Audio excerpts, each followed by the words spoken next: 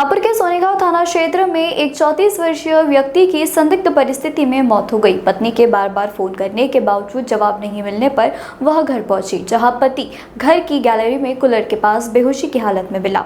उन्हें इलाज के लिए मेडिकल अस्पताल ले जाया गया, जहां डॉक्टरों ने उन्हें मृत घोषित कर दिया। पुलिस ने असक्रिय मृत्यु का मामला दर्ज कर जाँच शुरू कर दी है।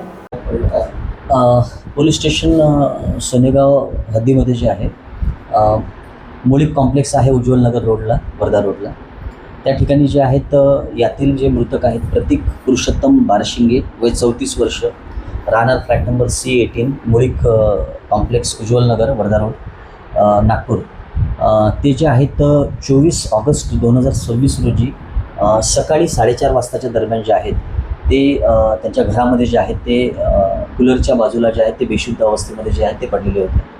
सदर प्रकरणामध्ये जे आहे त्यांच्या ज्या पत्नी आहेत त्यांच्या पत्नीने जे आहे त्यांना वारंवार फोन केले, तर त्यांनी फोन उचलला नाही। त्या त्यांच्या आईच्या घरी होत्या त्यांच्या पत्नी, तर त्या फोन उचलल्या नसल्यामुळे जे त्या सकाळी 4:30 वाजता दरम्यान जेव्हा आल्यात घरी आणि दार उघडून त्यांनी बघितलं तर त्यांचे मिस्टर जे आहेत प्रतीक बारशिंगे हे बेशुद्ध अवस्थेत जे आहे ते पडलेले दिसले। सदरवरून जे आहे त्यांना तात्काळ जे आहे त्यांनी GMC मेडिकलला जे आहे घेऊन गेलेले आणि त्या ठिकाणी जे डॉक्टरांनी त्यांना ब्रॉड डेथ म्हणून जे आहे ते मृत घोषित जे आहे ते केलेले आहे। सदर प्रकरणामध्ये जे आमच्या पोलीस स्टेशनला जे आहे ते मर्ग क्रमांक 41/2026 कलम 194 भारतीय नागरिक सुरक्षा संहितेनुसार जे आहे मर्ग जो आहे तो दाखल करण्यात आलेला आहे आणि त्याच्यामध्ये पुढील चौकशी सुरू आहे।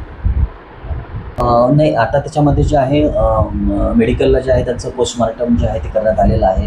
प्राथमिक अशी माहिती त्यांच्या पत्नीकडून मिळालेली आहे की ते हार्ट अटॅक मे बी त्याच्यामध्ये जो आहे तो ते हार्ट अटॅकने त्याचा मृत्यू झाला असावा असं दिसते आहे, पण अद्यापर्यंत जे आहे डॉक्टरांनी जे आहे अभिप्राय जो आहे तो दिलेला नाही।